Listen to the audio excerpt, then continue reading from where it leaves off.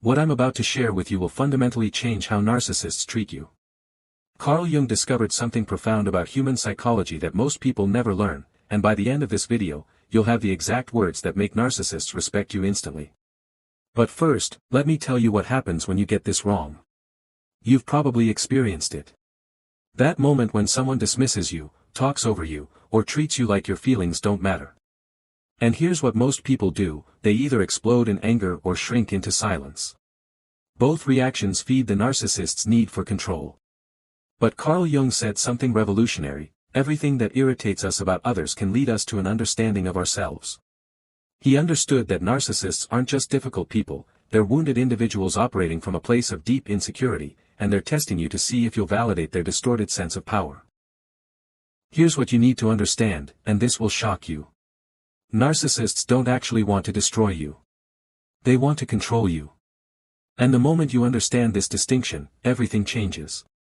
According to Carl Jung, narcissists are trapped in what he called the shadow self, the parts of their personality they've rejected and projected onto others.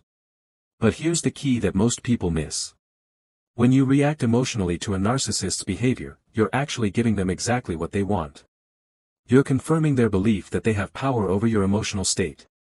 Carl Jung discovered that the unconscious mind operates through patterns, and narcissists are unconsciously seeking someone who will either submit to their control or engage in their drama. So what do you say to break this pattern? The answer will surprise you because it's not what you think. Most people believe you need to fight fire with fire, to match their energy, to show them you're not weak. But Carl Jung taught us something different.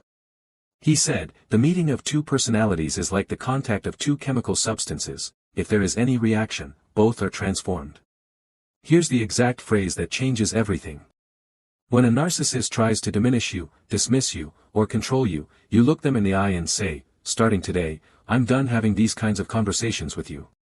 Wait, don't skip ahead, let me explain why this works. Carl Jung said that every human behavior serves a psychological function. Narcissists behave the way they do because they're trying to regulate their own internal emotional state. They need external validation to feel worthy, and they need to create chaos and confusion to maintain their sense of control over others. But here's what happens when you use Jung's approach. When you declare that you're done engaging in their toxic patterns, you're doing something they don't expect. You're not fighting them, which would give them the drama they crave. You're not submitting to them, which would feed their need for control.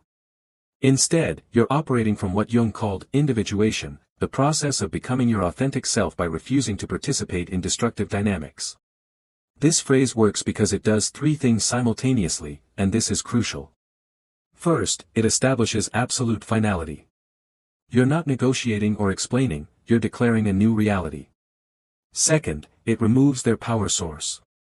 Narcissists feed on engagement, whether positive or negative, and you're cutting off their supply. Third, it demonstrates what Jung called psychological sovereignty, you're taking complete control of your own experience. But here's where most people fail. They say the words but don't embody the energy. Carl Jung emphasized that the unconscious mind communicates through energy, not just words. If you say, I'm done having these conversations, while feeling angry, defensive, or afraid, the narcissist will sense that incongruence and continue their behavior. The secret is in what Jung called psychological finality. You must say these words from a place of genuine completion, not forced anger. This means you've reached a point where you're no longer willing to invest emotional energy in conversations that diminish your well-being. According to Carl Jung, when we stop feeding toxic patterns with our attention and emotional reactions, we force the other person to confront their own behavior without using us as their emotional playground. Here's what happens next, and this will amaze you. The narcissist will likely panic initially. Jung called this the collapse of the false self, the moment when their usual tactics no longer work. They might accuse you of being unreasonable, cold, or unfair. They might escalate their behavior or try to guilt you back into engagement. This is their unconscious mind desperately trying to restore the old dynamic where they had access to your emotional energy. But if you hold firm to your declaration, something extraordinary occurs. Carl Jung discovered that when one person in a relationship refuses to participate in toxic patterns, it forces the other person to either change their approach or lose access entirely. The narcissist can no longer use you as a source of emotional supply or chaos. They're forced to confront the fact that their behavior has consequences. Some will attempt to respect this new boundary and modify their communication. Others will rage against this limitation and eventually remove themselves from your life. Both outcomes serve your highest good. But there's a deeper level to this, and it's what Jung meant by the death of the compliant self. When you declare that you're done having certain conversations, you're also killing the part of yourself that believed you had to tolerate disrespect to maintain relationships. Maybe you were raised to believe that harmony was more important than your own peace. Maybe you learned that love meant accepting poor treatment. Jung taught us that we unconsciously recreate familiar patterns, even when they harm us. So here's the complete framework Carl Jung would give you. First, recognize that narcissists need your engagement to survive psychologically. They require constant reactions, whether anger, fear, or compliance, to validate their sense of importance. Second, understand that your participation in toxic conversations is what keeps these patterns alive. Every time you defend, explain, or argue, you're feeding the system. Third, declare your finality.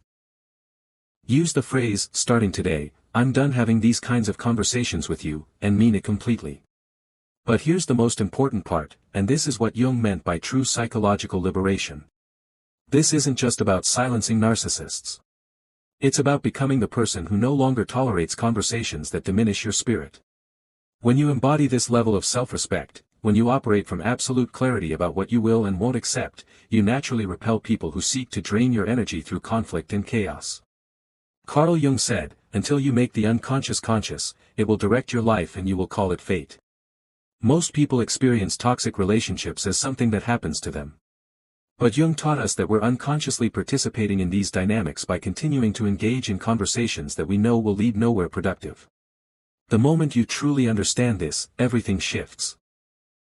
You stop justifying your boundaries to people who don't respect them. You stop explaining your worth to people who are determined to diminish it. You stop participating in circular conversations because you've decided that your mental peace is non-negotiable. This is what Jung called conscious choice, the ability to recognize destructive patterns and refuse to participate in them, regardless of how others respond. When you achieve this, narcissists don't just respect you, they often avoid you entirely because you no longer provide the emotional chaos they require. So remember these words, starting today, I'm done having these kinds of conversations with you. Practice them. Mean them. And watch as the people who've been disrespecting you either completely change their approach or remove themselves from your life entirely. Because according to Carl Jung, the goal isn't to change others, it's to become so authentically yourself that only authentic people can remain in your presence. That's the real secret to never being disrespected again. Thank you so much for staying with me through this exploration. If you found value in today's discussion, don't forget to subscribe to the channel and share this video with someone who might benefit from it.